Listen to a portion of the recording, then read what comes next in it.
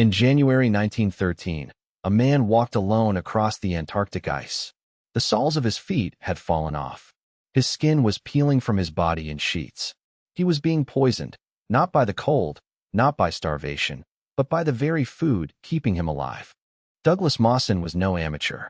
By 1911, the Australian geologist had already survived one Antarctic expedition under Ernest Shackleton. He'd stood within 100 miles of the South Magnetic Pole. But Mawson wasn't chasing glory. He wanted science, geological surveys, weather data, coastal mapping of the most unexplored continent on Earth. So in December 1911, he assembled the Australasian Antarctic Expedition and sailed south aboard the SY Aurora. 31 men, 3 bases, and one mission that would nearly destroy him. The expedition established its main base at Cape Denison, Commonwealth Bay. And here's where fate first turned hostile. Cape Denison is the windiest place at sea level on the entire planet. Average wind speeds of 70 miles per hour. Blizzards that lasted weeks without pause.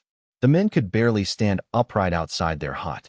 Most people don't know this. Mawson's base camp was already one of the most violent environments any explorer had ever deliberately chosen to inhabit.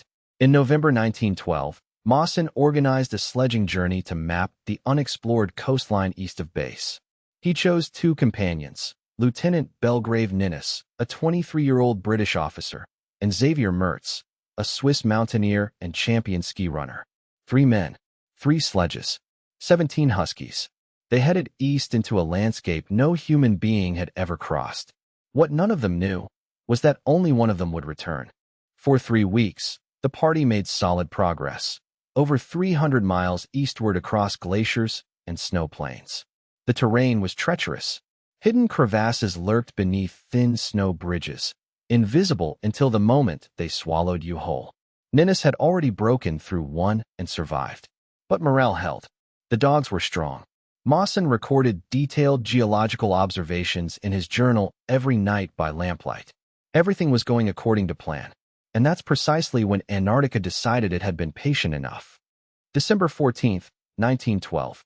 A date that cleaved Mawson's life in 2. Mertz, skiing ahead, signaled a crevasse. Mawson's sledge crossed safely. Then he turned around. Ninnis was gone.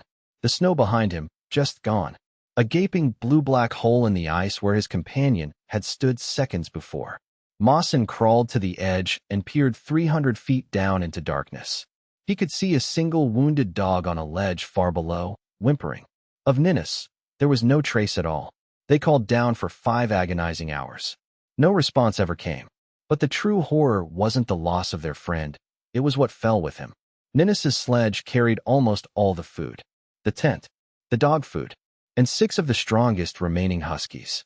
Mawson and Mertz now stood 315 miles from base camp with roughly 10 days' worth of rations. The math was merciless, and the only available food source left to them was looking up at them with trusting eyes. They had no choice. On December 15th, they turned west and began the desperate march back to Cape Denison. One by one, they killed the weakest huskies and fed them to the surviving dogs and to themselves. The meat was tough, stringy, barely palatable. But it was protein. It was survival. They fashioned a makeshift tent from a spare cover and ski poles, a pitiful thing that barely kept the wind out. Mertz, who had grown deeply attached to the dogs, could barely force himself to eat. He was a vegetarian by inclination, a dog lover by nature. Being forced to consume them was destroying something inside him long before the poison did its work. But what was the poison? Neither man had any idea what they were truly ingesting. Here's what Mawson and Mertz didn't know, what no one in 1912 understood. Husky liver contains catastrophically high concentrations of vitamin A. A single husky liver holds enough retinol to deliver a dose many times beyond lethal thresholds. The condition is called hypervitaminosis A, and its symptoms read like a medieval curse. Violent headaches, nausea, dizziness. Then the skin begins to crack and peel, first from the lips, then the hands, then in great sheets from the entire body. Hair falls out in clumps. Confusion sets in, then delirium, then madness. And here's the cruel irony. Mertz, who ate more liver than Mawson because he refused the tougher cuts of muscle meat, was absorbing the highest dose. By late December, Mertz was deteriorating fast. His fingers were raw and bleeding. His skin peeled away in strips he could pull off like wet paper. He refused to travel some days, lying curled in the sleeping bag and raging at Mawson in German and French, languages Mawson couldn't fully understand. The delirium came in terrible waves. Mertz would be lucid 1 hour, then screaming the next, biting his own frostbitten fingers until they bled again. Mawson recorded it all in his diary with the clinical detachment of a scientist watching something he was powerless to stop. On January 2, 1913, Mertz became incontinent and could no longer stand. Mawson realized he was watching his last companion die. January 7, 1913, 2 in the morning. Douglas Mawson lay in their shared sleeping bag and listened to Xavier Mertz take his final breaths. The Swiss mountaineer, champion athlete, gentle soul, the man who'd wept over his dogs, died somewhere in the frozen dark of that Antarctic night. Mawson was now completely alone, 100 miles from base camp. His own body failing, skin sloughing off his legs, the soles of both feet detaching entirely, oozing and raw. He wrapped his feet in bandages and strapped the loose soles back on with lanolin and spare cloth. The rational thing to do was lie down and let the cold take him. But Douglas Mawson was not a rational man. Not anymore. He buried Mertz in the remnants of their shelter, fashioned a crude sail from a broken sledge frame, and began walking west. Alone. His diary entries from these days are staggering in their matter-of-factness. Skin coming off legs. Difficult to walk. He rationed the last scraps of dog meat with mathematical precision. He melted snow for water. He navigated by compass across featureless white plains that offered no landmark, no shelter, no mercy. His hair came out in handfuls. His groin and armpits wept with open sores. Every night, he crawled into a sleeping bag stiff with ice and filth and wondered if he would wake at all. But the very worst moment of Douglas Mawson's life was still ahead of him. January 17th. The snow gave way beneath his feet without warning. Mawson plunged into a crevasse, his sledge catching on the lip above, his body dangling 14 feet in the blue void, spinning slowly in the dark, held by nothing but a single fraying harness rope. He hung there, spinning slowly in the blue silence. Every calculation said this was the end. His hands had no skin. His body had no strength. Then Mawson thought of a line from a poem he carried. Robert Service's words, "Just have one more try. It's dead easy to die. It's the keeping on living that's hard."